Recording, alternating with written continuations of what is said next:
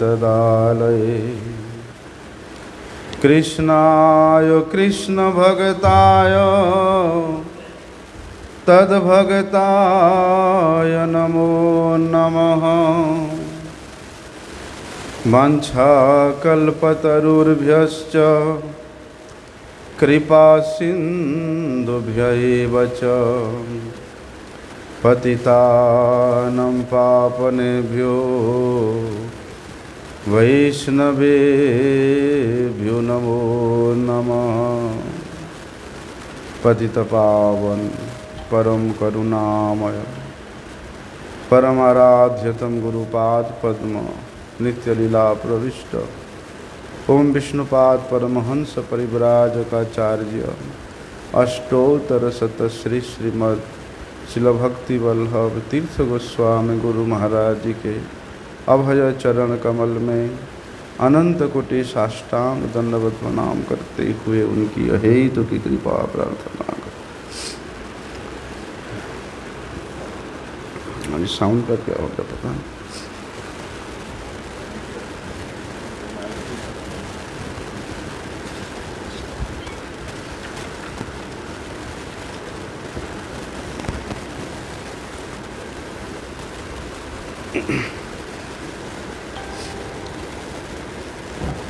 जगद्गुरु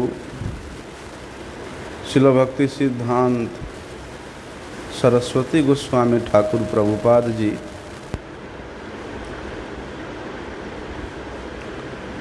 उन्होंने गौड़ीय जनों का क्या कर्तव्य है, गौड़ियों का क्या कृत्य है,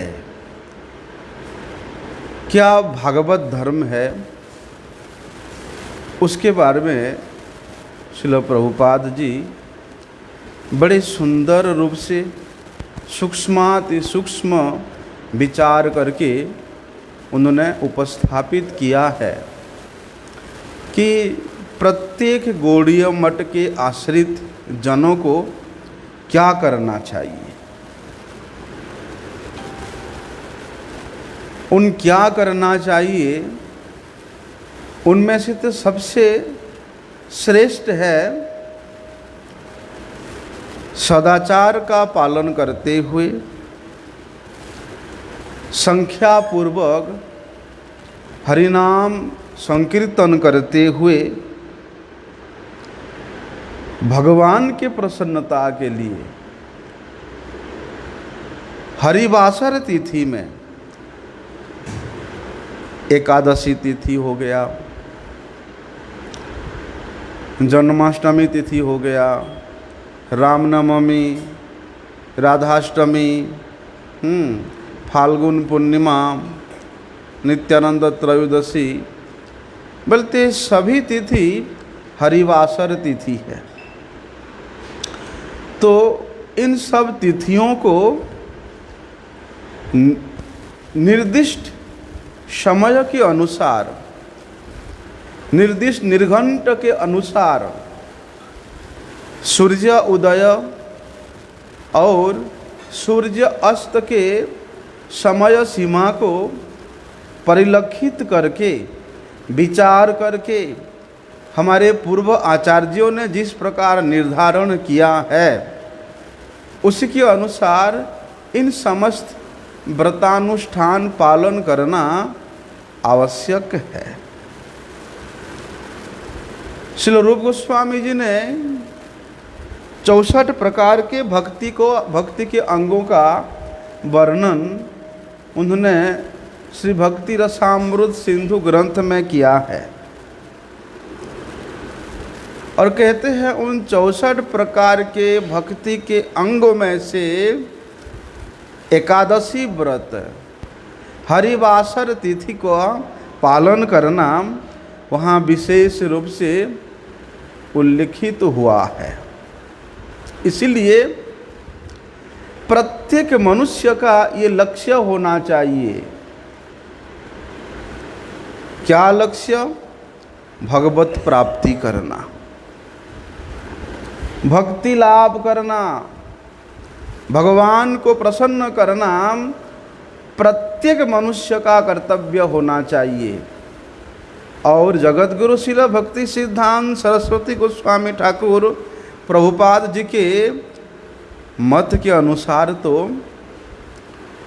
बोलते हैं, विशेष रूप से जिन्होंने गौड़ीय गणों के चरण आश्रय किया है, श्री रूपानुग परंपरा में अपना परिचय देता है, उस व्यक्ति को, उस साधक का केवल एक ही लक्ष्य होना चाहिए, किस प्रकार से वे भक्ति लाभ करें और उस भक्ति के द्वारा वे भगवान को प्रसन्न करें।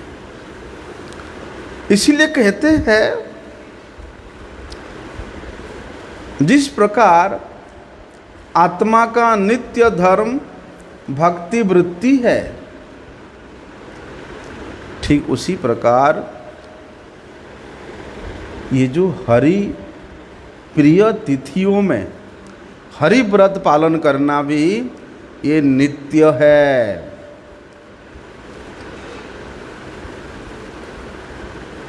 थोड़े समय तक व्रत अनुष्ठान कर लिया, उसके बाद छोड़ दिया, नहीं। जिस प्रकार जीवात्मा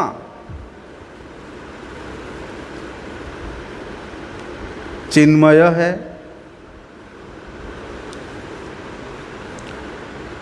भगवत तत्व चिन्मय है,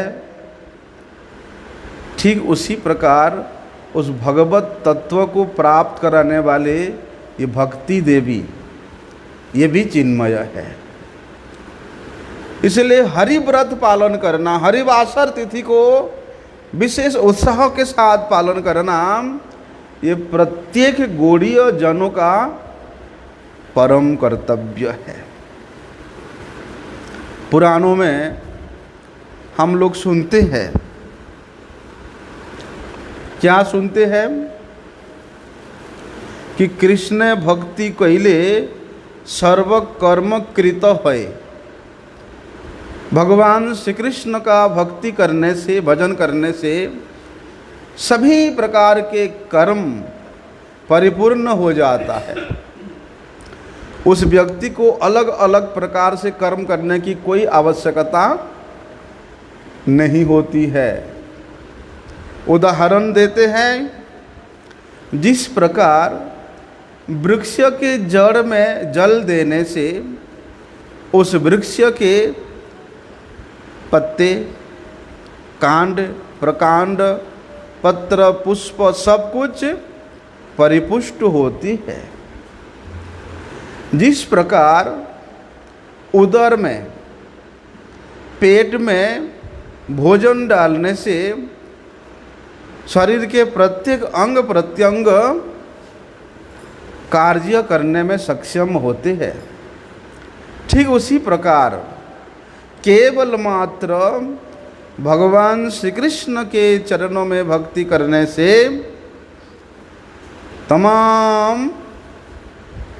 तमाम देव देवियों के, माता पिता के, ऋषि मुनियों के सबका सेवा हो जाता है। हम लोग श्रवण करते हैं,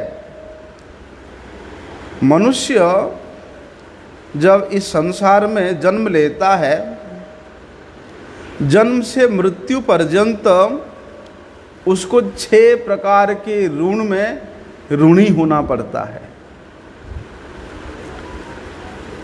देवर्षि भृताप्त नृणाम पितॄणाम नायम ऋणिम च राजन। देवताओं के, ऋषि मुनियों के, माता पिता के, पितरों के, देश के राजा के, बोलते इन सब के ऋणी होना पड़ता है। और एक एक करके सबके ऋण शोध करना भी सबके लिए संभव पर नहीं है। इसीलिए शास्त्र क्या निर्देश करते हैं कि यह गत्वा शरणम शरण्यम गतो मुकुंदम परिहृत्य कर्तम, जो व्यक्ति संपूर्ण प्रकार के कर्तव्य कर्मों से निर्लिप्त होकर के केवल मात्र मुक्तिदाता भगवान मुकुंद के चरणों में शरणागत हो जाता है, वो व्यक्ति अनायास रूप से इन समस्त ऋणों से मुक्त हो जाता है।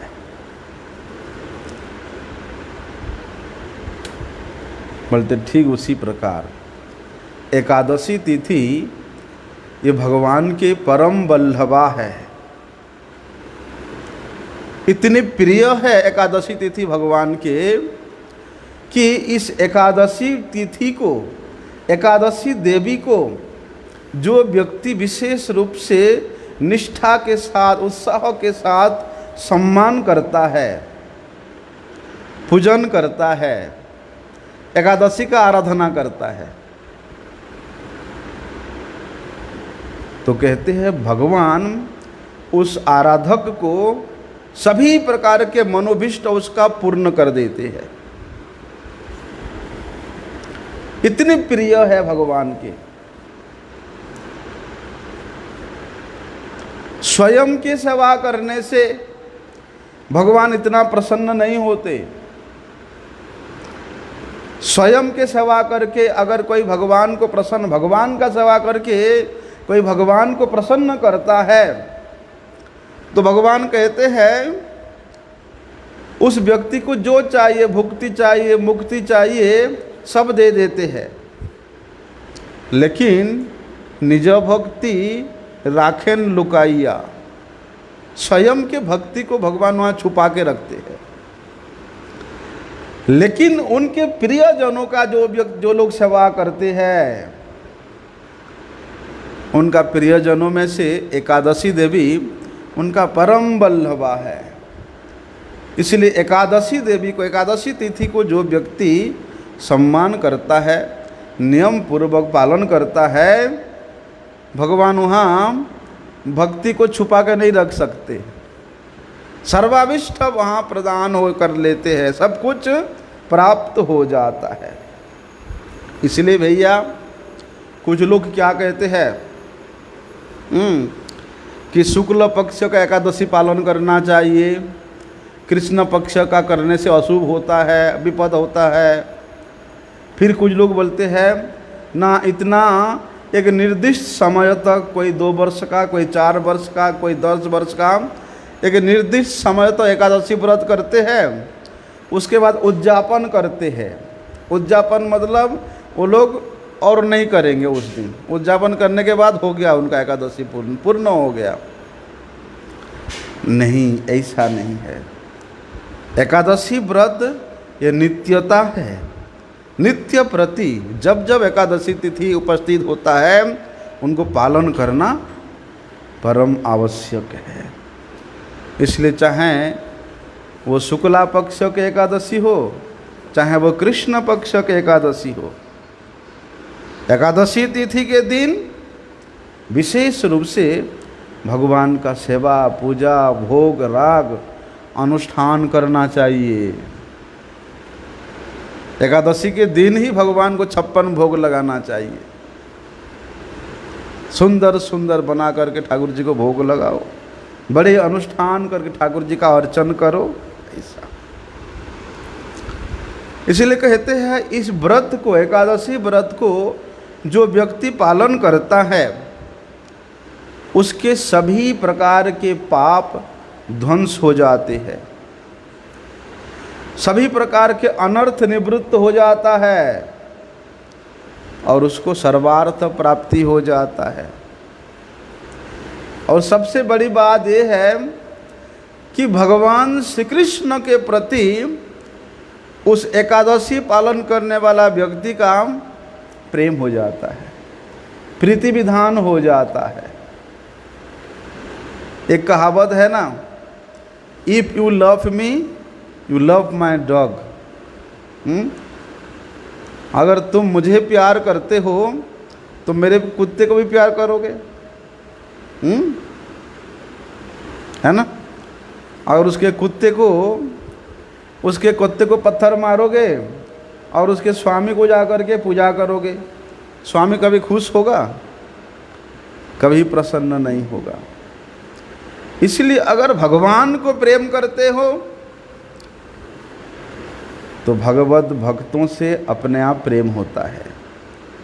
भगवत भक्तों से प्रेम करते हो तो भगवान में अपने आप प्रेम होता है।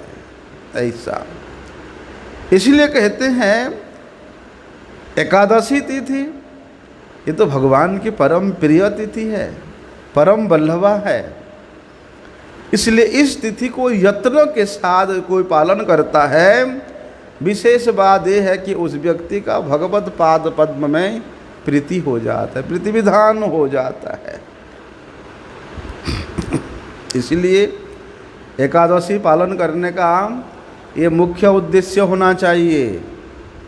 संसार के भोग विलास प्राप्त करेंगे, स्वर्ग प्राप्त करेंगे, मोक्ष प्राप्त करेंगे, हैं?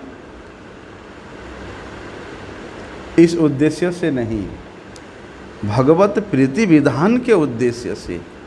भगवान जिससे प्रसन्न होंगे उस उद्देश्य को लेकर के विधि के साथ, जो विधि हमारे ऋषि मुनियों ने निर्दिष्ट किया है, हमारे गुरुजनों ने जो समय जो निर्घंट किया है, उसी के अनुसार भगवत प्रीतत्व को लक्ष्य में रखते हुए एकादशी के दिन में जो जो वस्तु भोजन करने के लिए निषिद्ध है, उन सब वस्तुओं से अपने आप को दूर रखेंगे।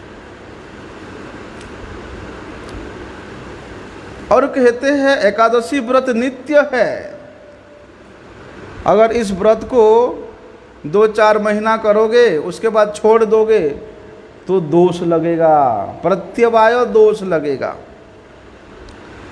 इसलिए इन 4 कारणों से इस हरि व्रत को, हरिवासर व्रत को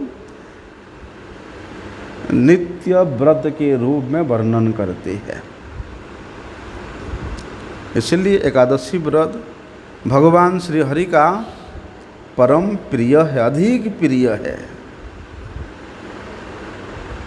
चाहे ब्राह्मण हो, चाहे क्षत्रिय हो, चाहे वैश्य हो, चाहे शूद्र हो, चाहे वे स्त्री हो, चाहे पुरुष हो, जो कोई भी हो, एकादशी तिथि जब जब उपस्थित होता है उसी दिन भक्ति पूर्वक एकादशी व्रत पालन करेंगे। ऐसा तब जाके भगवत सानिध्य लाभ कर सकते हैं, अन्यथा नहीं। इसलिए भैया सभी के लिए एकादशी में उपवास रह करके इस व्रत को पालन करना चाहिए। लेकिन किस प्रकार से पालन करना चाहिए?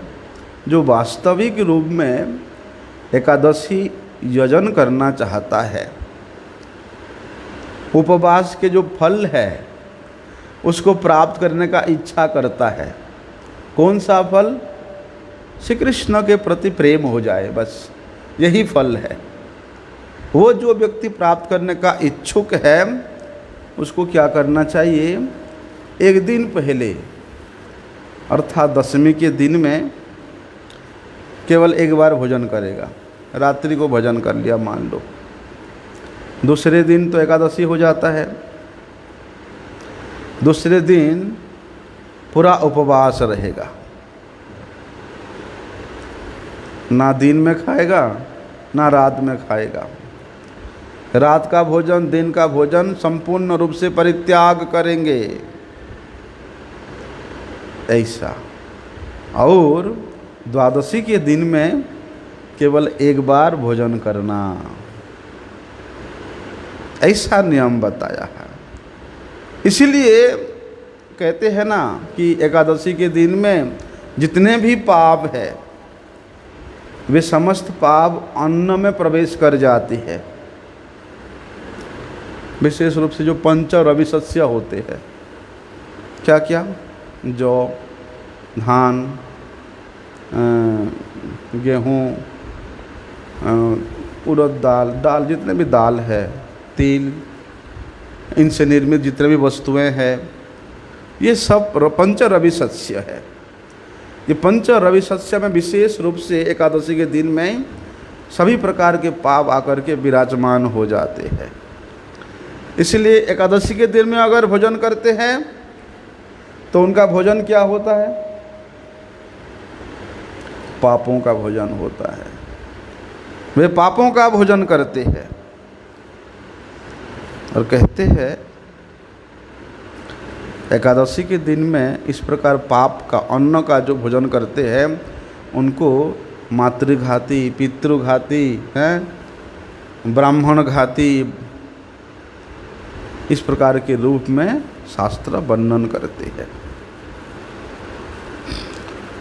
इसलिए चाहे वे ब्रह्मचारी हो, चाहे वो गृहस्थी हो, चाहे वे वानप्रस्थी हो, चाहे वे सन्यासी ही क्यों ना हो, अगर कोई भी एकादशी के दिन में भोजन करता है तो वो भोजन गोमांस भोजन करने के बराबर है।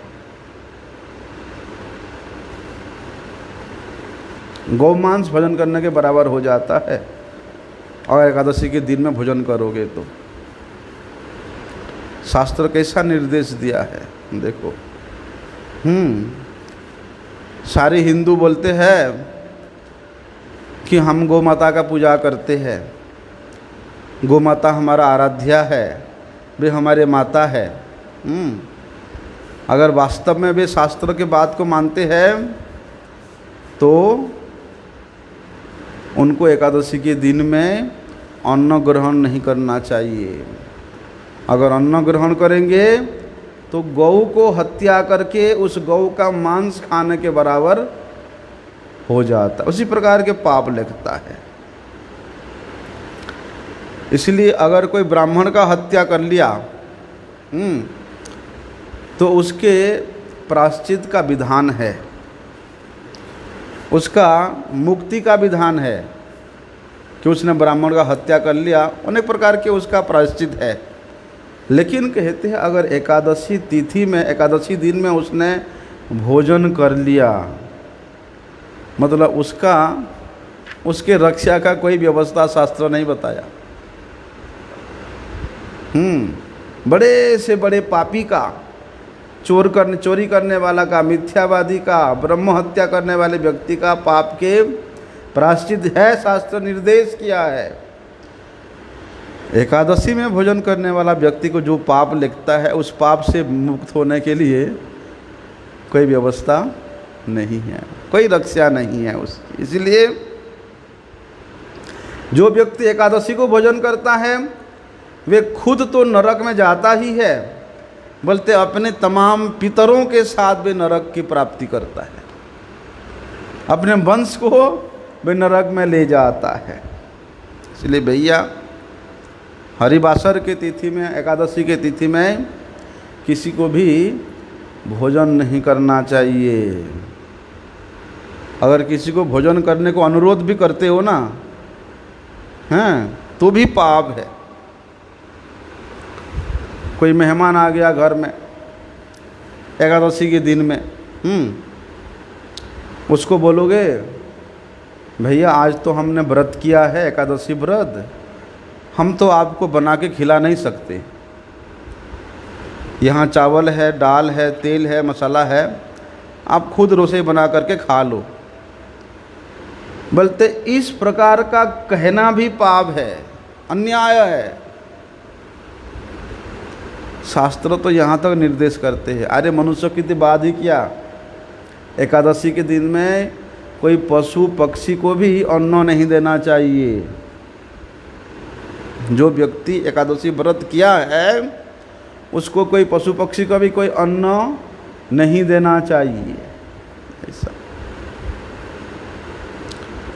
और जो विधवा स्त्री है, अगर वे विधवा स्त्री एकादशी को अन्न ग्रहण करती है तो उसके जितने भी पुण्य है, उसके जितने भी सुकृति है, सब नष्ट हो जाती है।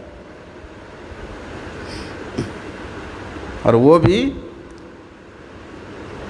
अंधोतामिस्त्र नामक नरक में पतित होती है।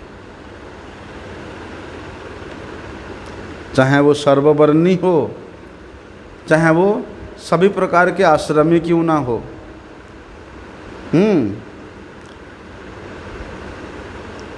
वर्णों में से श्रेष्ठ ब्राह्मण है, उसको सर्ववर्णी कहा जाता है। सर्वाश्रयी में से श्रेष्ठ सन्यासी है, ये चारों आश्रमों में श्रेष्ठ है। चाहे वो ब्राह्मण हो, चाहे सन्यासी हो, चाहे यति हो, चाहे सती हो, अगर एकादशी को भजन करता है तो उसको अंधोतामिस्त्र नामक नरक में पतित होकर के दुर्गति को प्राप्त करना पड़ता है। इसलिए क्या करना चाहिए? नहीं जी, अभी तो हमारे बच्चे लोग हैं, स्कूल जाते हैं, कॉलेज जाते हैं, वो लोग नहीं खाएंगे तो कैसे रह सकते हैं। इसलिए सुबह सुबह में मैं उनके लिए अलग से बना देती हूँ, हैं, जो भी उनकी इच्छा होता है, बाद में हम पति पत्नी कर लेते व्रत। नहीं, ऐसा भी नहीं। अपने बच्चों को भी, अपने पुत्री को भी, पुत्र को भी, रिश्तेदारों को भी बोलते दोनों पक्षों के एकादशी उपवास करने के लिए समझाना चाहिए कि एकादशी तिथि से ही परम पद की प्राप्ति होती है। कई बार विपत्ति आ जाती है, घोर विपत्ति। कल मुझे किसी ने पूछा, स्वामी जी मैं तो बाहर में नौकरी करता हूँ, तो मुझे 2 दिन 3 दिन के लिए बाहर में ड्यूटी में जाना पड़ता है। चलो मैं रोज़ रोज़ अपने घर से ड्यूटी में जाऊँ तो घर से भोग बना करके ठाकुर जी का प्रसाद में ले जाऊँ, शाम तक मेरा चल जाता है। लेकिन जब मेरा 2-3 दिन के लिए ड्यूटी बाहर पड़ता है, तब क्या मैं प्याज लहसुन खा सकता हूँ? क्योंकि वहाँ तो ऐसे मिलेगा नहीं। बाहर में तो मेस होता है, एक साथ सबके लिए बनता है। ऐसा वो व्यक्ति मुझे पूछता है। नहीं, कदापि नहीं। इसलिए कहते हैं ना, घोर से घोर विपत्ति भी क्यों ना आ जाए, अपने स्वजन की मृत्यु भी क्यों ना हो जाए, तब भी एकादशी व्रत त्याग नहीं करना चाहिए। और एकादशी के दिन में ये श्राद्ध वगैरह जो होता है कभी नहीं करना चाहिए। एकादशी के दिन में नैमित्तिक श्राद्ध करते ना कुछ लोग, वो नहीं करना चाहिए। बरम एकादशी को सबको उपवास रह करके द्वादशी को करना चाहिए। उपवास के दिन अगर श्राद्ध करेगा तो जिस व्यक्ति के लिए श्राद्ध करेगा उसका तो बेड़ा गर्क होगा ही होगा। उस श्राद्ध में जितने लोग खाने के लिए आएंगे उन सबका बेड़ा गर्क हो जाएगा। जो दाता है, भोक्ता है और जो विगत आत्मा है, बोलते तीनों का ही नरक जाना, तीनों के लिए नरक का मार्ग प्रशस्त हो जाता है। इसलिए शास्त्र निर्देश करता है 8 वर्ष से लेकर 80 वर्ष तक व्यक्ति को इन दोनों पक्षों के एकादशी व्रत को पालन करना चाहिए। ऐसा। और एक बात है, कई बार हम लोग देखते हैं जो लोग मायावादी है वो लोग भी एकादशी करते हैं। जो लोग शैव है, शाक्त है, वे लोग भी एकादशी करते हैं।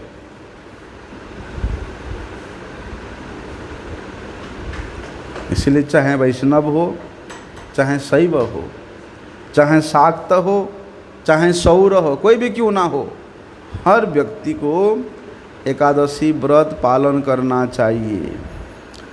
शिव जी तो कहते हैं पार्वती जी को, सीधे सीधे कहते हैं कि हे पार्वती देखो, जो लोग मेरे भक्ति का आश्रय लेकर के एकादशी दिन में ही गांजा खाएंगे, हैं, भांग खाएंगे। मेरे भक्ति का आश्रय लेकर के एकादशी को ही जो लोग अन्न भोजन करेंगे। शिव जी कहते हैं वो दुष्ट व्यक्ति को मेरा प्रिय है ऐसा कभी नहीं समझना। भोले बाबा बोलेंगे, हैं, और एकादशी के दिन आने पर भी भोले बाबा को भांग का भोग लगाएंगे, हैं? ऐसा। इसलिए वहाँ भोले बाबा कहते हैं कि मेरे भक्ति का अर्थात शिव भक्ति का आश्रय लेकर के जो लोग एकादशी को अन्न भोजन करते हैं, उस दुष्ट पातकी को मेरा प्रिय मत समझना। वो कभी मेरा प्रिय हो ही नहीं सकता है, चाहे वो मेरे लिए कितना कुछ ना क्यों ना करे। लेकिन एकादशी को अगर भजन करता है तो मेरा भक्त वो कभी हो ही नहीं सकता, मेरा प्रिय हो ही नहीं सकता। पति पत्नी दोनों एकादशी व्रत कर रहे हैं, ठीक है, लेकिन पत्नी यदि अपने पति के उद्देश्य से एकादशी व्रत पालन करती है तो उसको 100 गुना अधिक फल मिलता है, 100 गुना अधिक पुण्य की भागिनी होती है पत्नी। इसलिए चाहे बालक हो, चाहे वृद्ध हो, चाहे आतुर हो, चाहे रोगग्रस्त हो, चाहे समर्थ हो, चाहे असमर्थ हो, प्रत्येक व्यक्ति को एकादशी पालन करना चाहिए। ठीक है, कोई निर्जला नहीं रह सकता है, हैं, कोई जलाहार करके नहीं रह सकता है, तो सारा दिन भूखा रहना और रात्रि के समय में शाम को थोड़ा सा फल, दूध, मूल जो भी है भोजन करना। ऐसे नहीं कि एकादशी है बोल कर के सुबह नाश्ता में भी आलू का पकौड़ा बनाएंगे, हैं, देखा है हमने, मठ में ही देखा है। सुबह नाश्ते में ही एकदम क्रिस्पी क्रिस्पी आलू का फ्राई करेंगे, फिंगर प्रिंट। उसके बाद दोपहर में तो इतना कुछ होगा सोचो मत। उसके बाद शाम को भी भूख लगेगा तो फिर कुछ तैयारी हो जाएगा, फ्रूट चाट वगैरह बन जाएगा। उसके बाद फिर रात को दबा के खाते हैं। ऐसा नहीं, इसलिए कहते हैं भैया सारा दिन भूखा रहना। वैसे तो नियम है सूर्योदय से दूसरे दिन द्वादशी दिन के सूर्योदय तक उपवास रहना चाहिए, कुछ नहीं खाना चाहिए। लेकिन कोई अगर नहीं रह सकता है तो सूर्योदय से सूर्यास्त तक भोजन नहीं करना चाहिए। सूर्यास्त के बाद वो थोड़ा फल, जल या दूध वगैरह ले सकता है। ऐसा एकादशी पालन करना चाहिए, ठीक है। इसलिए भैया कहते हैं ना, अगर कोई बच्चा को बीमार हो गया, कोई रोग हो गया, तो उसके माँ क्या करती है? उस बच्चा को ठीक करने के लिए, अपने पुत्र को ठीक करने के लिए तमाम तरह के औषधियाँ, हैं, ये डॉक्टर के पास, उस वैद्य के पास ले करके औषधियाँ दिलवाती है। औषधि है ना, क्योंकि वो माँ है, क्या उसके बच्चा का कोई अनिष्ट ना हो जाए, इसलिए वो प्राणपण से प्रयास करती है।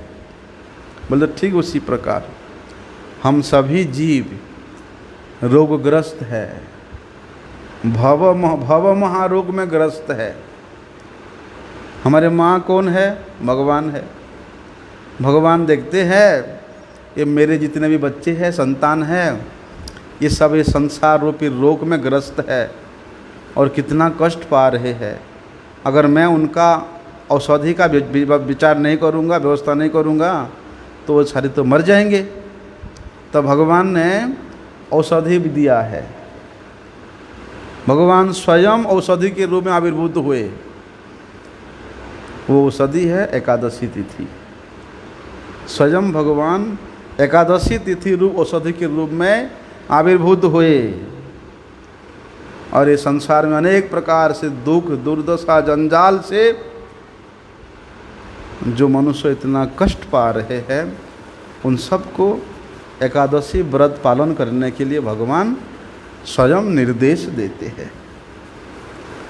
इसलिए भैया देखो, स्वयं भगवान ही जब एकादशी तिथि के रूप में आविर्भूत हुए हैं, तो ऐसा कौन मूर्ख होगा जो एकादशी तिथि आने से ही वो दुखी हो जाएगा। कुछ लोग सोचते हैं अरे कल एकादशी आ जाएगा, आज दबा के खा लेता हूँ, है ना, ऐसा। और दूसरे दिन एकादशी आते ही मुँह लटका के बैठ जाएगा, ना हरि नाम करेगा ना कुछ करेगा, हमेशा उसको पेट का चिंता रहेगा।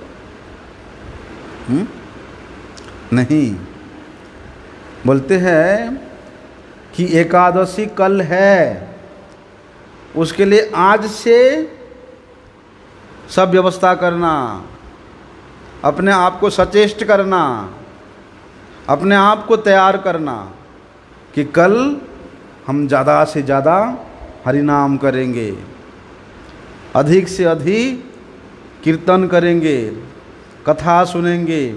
उसके लिए अपने आप को प्रस्तुत करना पड़ेगा, ऐसा। इसलिए भैया अगर एकादशी व्रत आता है, उस व्रत से मुंह मोड़ लिया, किनारा कर लिया, और दूसरे व्रत करने के लिए बड़े आग्रह हुआ, तो उसको कहते हैं कि हाथ में आया हुआ मणि को छोड़ करके वो व्यक्ति मिट्टी के ढेला उसको प्राप्त करने के लिए प्रार्थना करता है। इसलिए भैया भगवान जनार्दन की प्रसन्नता के लिए जो लोग एकादशी व्रत भक्तिपूर्वक पालन करते हैं और भक्तिपूर्वक एकादशी तिथि में ही भगवान जनार्दन का पूजा करते हैं, वास्तव में वे व्यक्ति ये संसार के तमाम दुख से, कष्ट से, रोग से, बीमार से मुक्त हो जाता है। संसार की दशा से मुक्ति हो जाती है।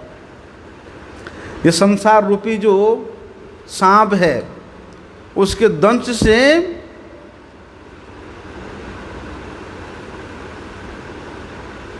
वो मुक्त हो जाता है, और एकादशी के द्वारा वे व्यक्ति परम सुखी हो जाता है, परम शांति को प्राप्त करता है। ऐसा भी वर्णन है, कोई व्यक्ति अगर अनजान में भी एकादशी को उपवास रह जाता है, तभी उसको एकादशी का जो फल है उसको प्राप्त होता ही है। जैसे किसी को जेल में डाल दिया, हाँ?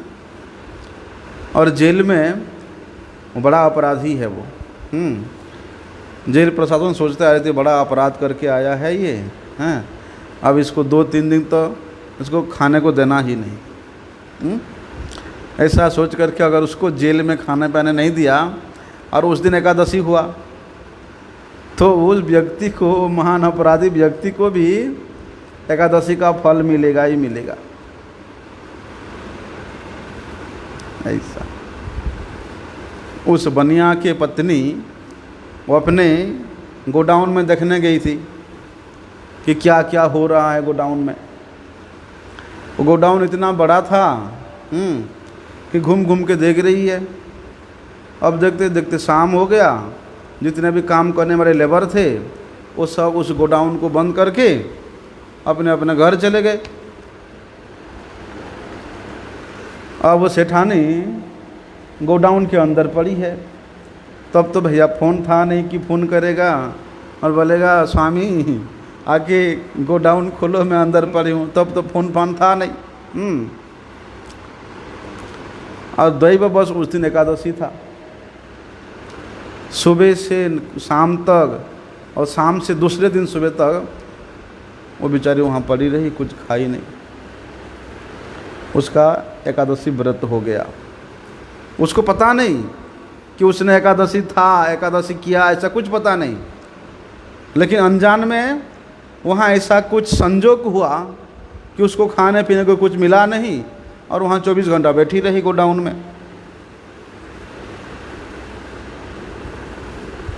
देखो, वही महिला अपनी अनजान में किए हुए व्रत के फल को देकर के वो अप्सरा को मुक्त कर दिया। राजा रुक्मांगद के उस फूल बगीचा में जो फूल चुराने आई थी, लेकिन राजा ने क्या किया, उस बगीचा में भगवान के निर्माल्य डाल दिया। उसके पैर लगा, पैर लगते ही उसके सारी पुण्य खत्म हो गया, उसके सारी सुकृति खत्म हो गया, उसके सारी शक्ति खत्म हो गया, और फिर उड़ने का शक्ति नहीं रहा तो कहाँ से जाएगी स्वर्ग को।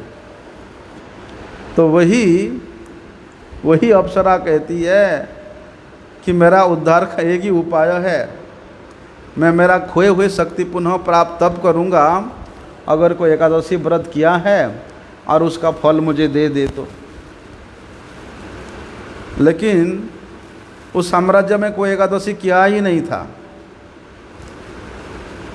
राजा रुक्मांगद लगा दिया अपने गुप्तचरों के कि जाओ ढूंढ ढूंढ के आओ, हर घर में जा कर के पूछ के आओ कोई व्रत किया, कोई क्या किया कि नहीं किया बोल करके। लेकिन अंतिम में पता चला कि वो सेठानी गोडाउन में पड़ी हुई है, बेचारी कुछ खाई नहीं है। तब वही सेठानी जब उसको अपनी एकादशी व्रत का फल दिया, उस फल के प्रभाव से वे अप्सरा पुनः स्वर्ग को जाती है। ऐसा इसलिए कहते हैं अगर एकादशी के दिन में अन्न का अभाव में भी किसी का एकादशी हो जाता है तो उसको भी एकादशी का सम्यक फल प्राप्त होता है।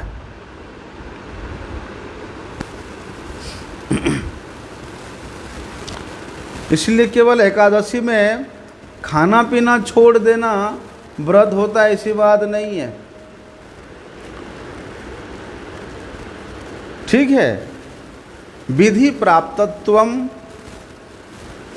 भोजनस्व परित्यागम, ये तो नियम है, लेकिन साथ साथ अगर गोविंद का स्मरण हो जाए, भगवान गोविंद के नामों का कीर्तन हो जाए, इसलिए गोविंद स्मरण के साथ जो एकादशी व्रत का अनुष्ठान करता है वो व्यक्ति निश्चिंत रूप से सभी प्रकार के प्रायश्चित कर लिया है।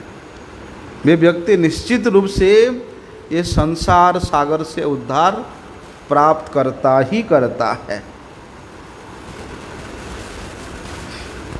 ऐसा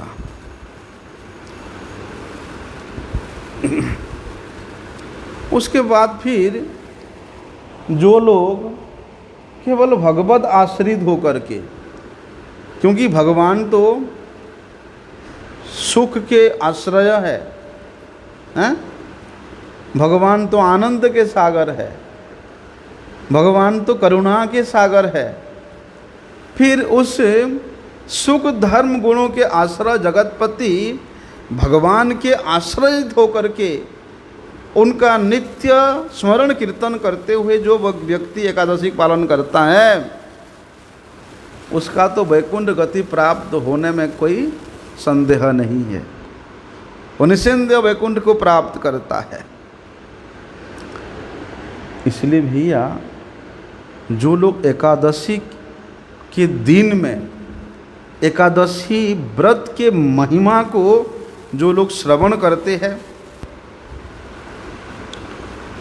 जो लोग श्रवण कराते हैं, या जो लोग व्रत पालन करने में दूसरे व्यक्ति को उत्साहवर्धन करते हैं, बोलते हैं वे श्रवण करने वाला। क्या श्रवण करने वाला? एकादशी की महिमा श्रवण करने वाला, श्रवण कराने वाला और दूसरे दूसरे व्यक्तियों के हृदय में एकादशी व्रत पालन करने के लिए उत्साह प्रदान करने वाला, बोलते उन सब का परित्राण हो जाता है।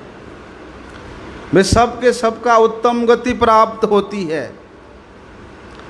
इसलिए एकादशी को छोड़ करके, हरिवासर को छोड़ करके कितने भी दान करो, तपस्या करो, पुण्य करो, तीर्थ स्थानों में जाओ, हैं, वो मुक्ति का कारण नहीं होता।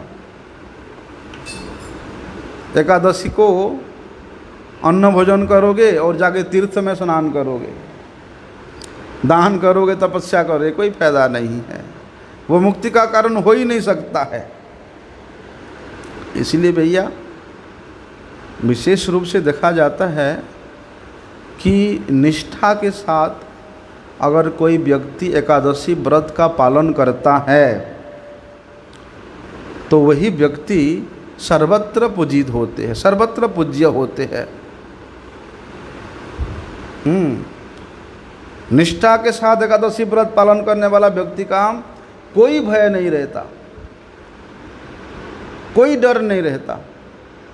देखा ना, परम पूज्य पाशील भक्ति गौरव बेखानंद गोस्वामी महाराज जी पश्चिम बंगाल में मेदिनीपुर में उस जमींदार के पुराने महल में ठहरे थे और वो ब्रह्म राक्षस पुराने महल में रहता था।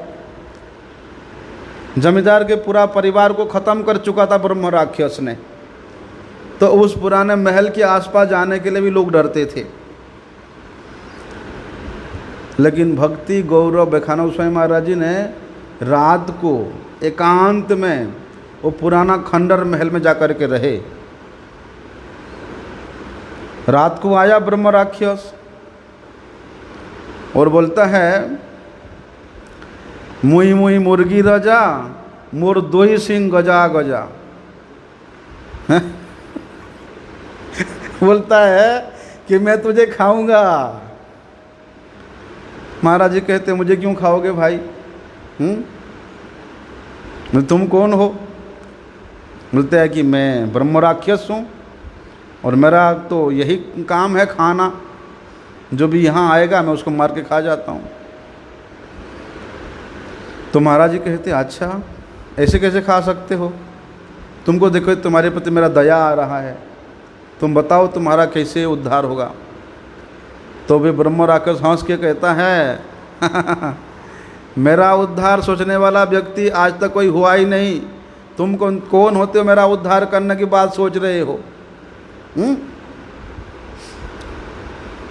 लेकिन अच्छा लगा तुम मेरे उद्धार की बात सोचते हो। मेरा उद्धार तो तभी होगा अगर कोई निष्ठा के साथ एकादशी व्रत पालन किया है, करता है और उसके एक व्रत का फल मुझे दे दे तो मैं मुक्त हो जाऊंगा।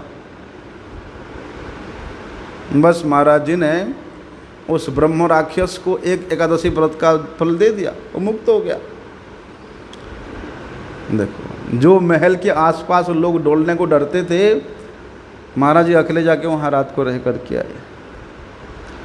इसलिए निष्ठा के साथ अगर कोई एकादशी व्रत पालन करता है तो उसको किसी प्रकार का कोई भय नहीं रहता, कोई डर नहीं रहता है, ना रोग की, ना शोक की, ना ग्लानि की, हैं? क्यों? क्योंकि जो नित्य निरंतर हरि स्मृति में लगा रहता है, जिसका हमेशा हरि स्मृति बनी रहती है, उन लोगों की हरि कथा कीर्तन में अधिक रुचि होती है। और हरि कथा कीर्तन में जिसका रुचि होता है उस व्यक्ति का ही भगवान श्री कृष्ण के चरणों में अमला भक्ति होती है। ऐसे नहीं कि हरि कथा शुरू हुआ और तुम भाग गया उधर घूमने के लिए। ऐसा लोग दूर दूर से मंगल आरती दर्शन करने के लिए मंदिरों में जाते हैं। लेकिन हम लोग क्या करते हैं, मंगल आरती शुरू होने से 2-3 मिनट पहले ही भाग जाते हैं। उससे मंगल होगा? नहीं जी, हम तो परिक्रमा करने जा रहे हैं। परिक्रमा तो बहाना है। अरे ठाकुर जी का मंगला छोड़ करके कोई परिक्रमा करने जाएगा तो भगवान प्रसन्न होंगे उससे। और उससे ठीक 5 मिनट पहले ऐसा नहीं।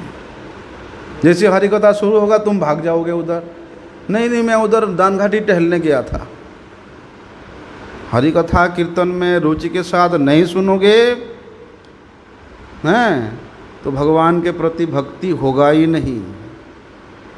नित्य प्रति मंगल आरती दर्शन नहीं करोगे तो उस दिन तुम्हारा मंगल होगा ही, अमंगलमय ही बीतेगा। इसलिए भैया एकादशी तिथि ये पुण्य स्वरूपिणी है, ये सर्व पाप विनाशिनी है, विष्णु भक्ति प्रदायिनी है, परमार्थ गति प्रदायिनी है। इसलिए भगवान जगदीश्वर एकादशी तिथि के रूप में मूर्तिमंत होकर के विराजमान है। बोलते जो विष्णु भक्ति, जो भगवत भक्ति अनंत शक्ति स्वरूपा है, वही भगवत भक्ति ही कहते हैं इस संपूर्ण जगत में व्याप्त होकर के अवस्थित है, और वही भगवत भक्ति ही सब संसार का मंगल करता है, मंगल करने वाला है। इसलिए माधव तिथि भक्ति जननी यत्ने पालन करी, यत्न के साथ, आदर के साथ, निष्ठा के साथ एकादशी तिथि को, माधव तिथि को पालन करना चाहिए। आगे का विषय हम लोग कल श्रवण करेंगे। वंशा कल्पतरुभ्यश्च कृपा सिंधुभ्यैव च पतितानां पावनेभ्यो वैष्णवेभ्यो नमो नमः।